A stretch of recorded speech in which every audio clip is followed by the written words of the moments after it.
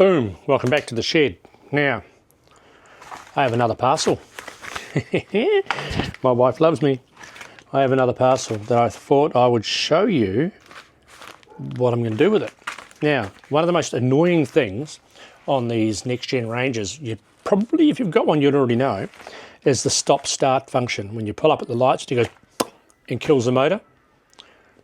Now, I hate that with a vengeance. I keep forgetting to push the button. Now, for me, I believe that's a bad thing. It shouldn't happen. I know all the emission standards and blah, blah, blah, wank, wank. Not for me. For me, it's about leaving the car running when I want it running and not having it stop just because some engineer thought it was a great idea. So we're going to grab a dagger and see what's in here. Trusty dagger. Let's open this packet up.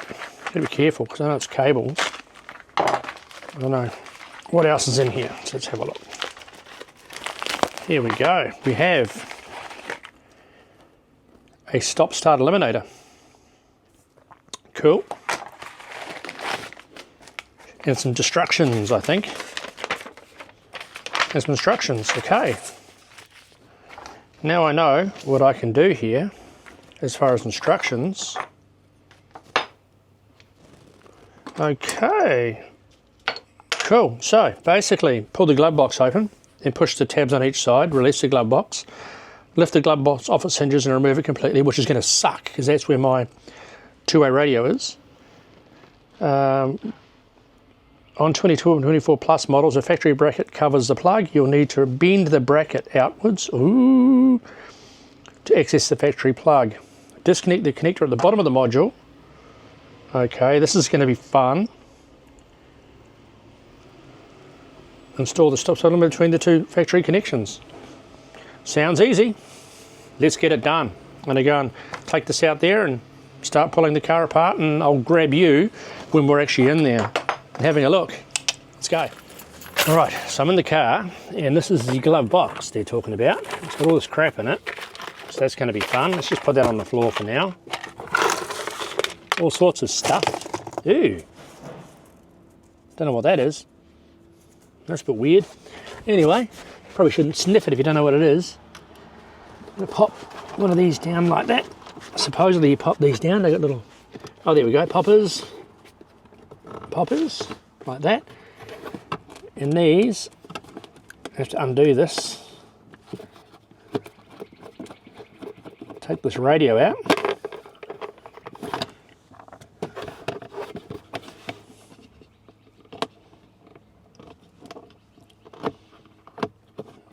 If you remember rightly, I put that radio in there. Oh, I hate it when you do that. I need to find that now. There it is, found it. No, I didn't, that's the original one. There it is there, cool. So I've got it. Now we can lift this off somehow. I think this lifts off, doesn't it?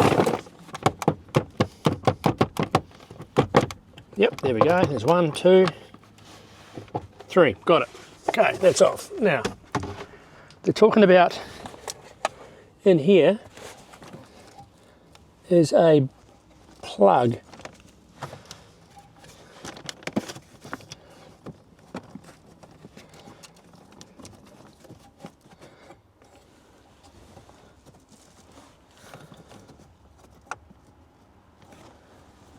Cool, there's a bracket there which you've got to bend out of the way. Right, they're talking about a bracket here that I have to bend. Which I don't like the idea of bending brackets, but that's what it tells you to do to get it out of the way.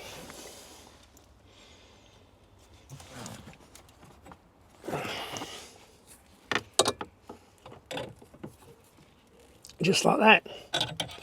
Bend the bracket outwards, just like that. Cool. So I can access the plug. Cool. How do you get the plug out?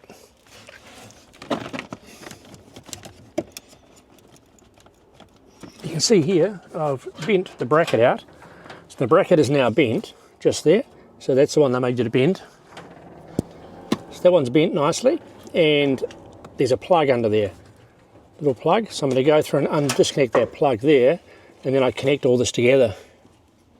So I'll get a light so I can see how to unplug that plug, because that's going to be a mission in its own right by the look of it. I'm sure there's a button on it somewhere you've got to push, or a little lever or something.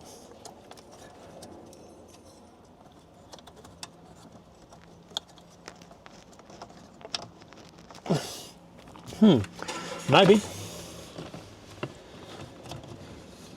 There might be a little lever or something. What I'll do is I'll get a torch so I can see it, and I'll come straight back.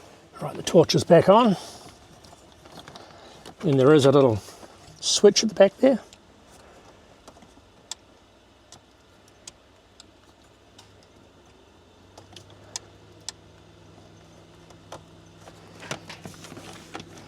Getting under there's a nightmare.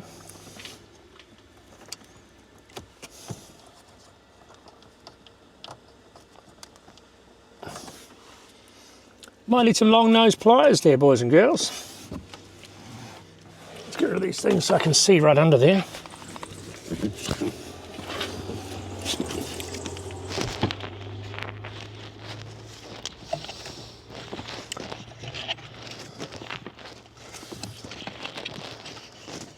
Can't find the wiring now.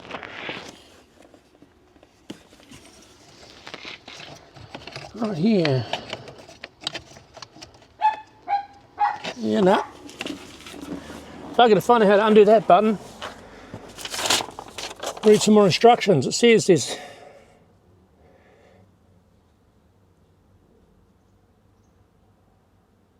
okay, so I do have to push a little button. I'll get some long nose pliers and we'll give that button a bit of a push.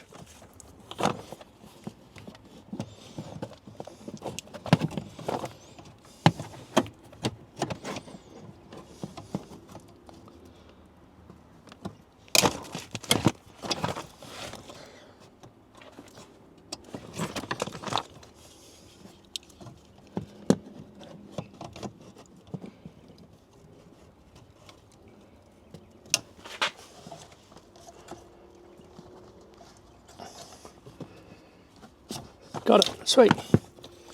It's out. We have it out.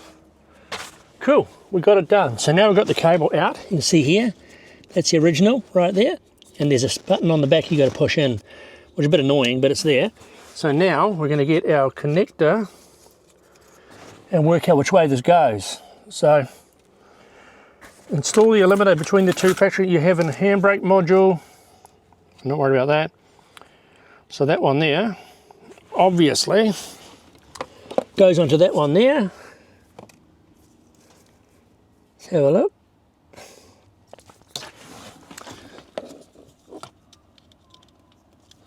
One goes one way, one goes the other, so boom.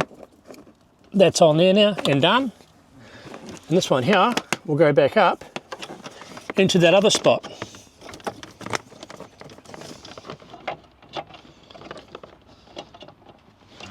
Right, up we go.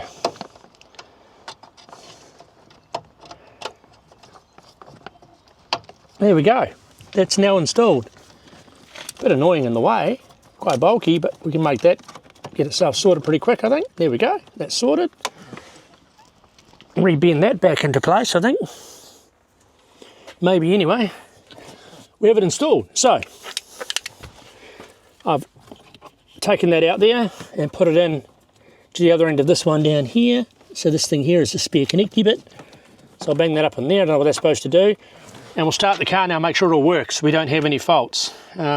Before I put it back together, I want to make sure I don't have any yellow lights or red lights or anything warning me of a problem. So let's get that bit under control and work that. All right, so I've started the car up and I've got no weird lights showing up anywhere.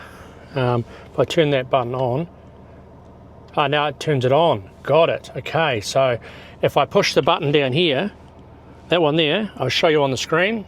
Oh, it's not going to make any difference to you right now, but I'm going to go for a drive around the block to make sure it works. So let's go on a mission. Let's go and have a look to make sure this actually works, eh? I think it'll be sweet, but we'll go and stop somewhere and see if it turns on. All right, so let's do this from the beginning. I'm going to turn the car off, handbrake's on. Car is now off. Open the door, make it all go dead. Boop, it's all off.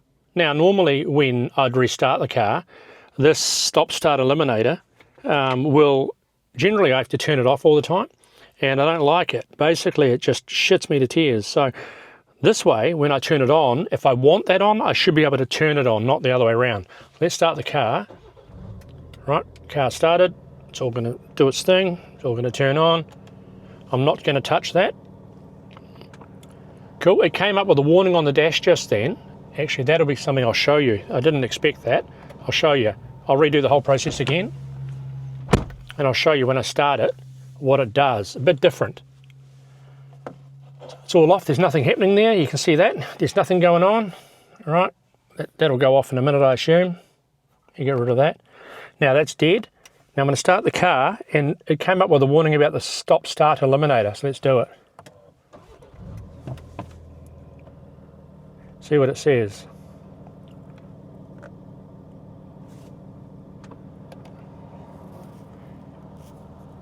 There you go. So it automatically shut it off. So with that little module, it's actually shut off the stop-start eliminator, which is exactly what I wanted. I don't want it, I don't like it. It does my head in. I'm not worried about the emissions stuff. It just really shits me. But anyway, it is now done. So I'm not going to bother showing you me putting the car back together, because that is just going to be painful trying to re-screw in those little screws on my UHF, but I'll make it happen, right? We always do. Moral of the story, a good purchase. Yeah, I'm just over it. We all are. It's the worst thing we can have is a bloody stop-start thing, but it's now gone, so one step closer. So I'm going to leave you to it. You guys have fun. I'm going to go away and put this car back together and go around the block and make sure it actually works. Check it out. Happy days, boys and girls. Stay classy, peeps. See you on the next one. Ciao.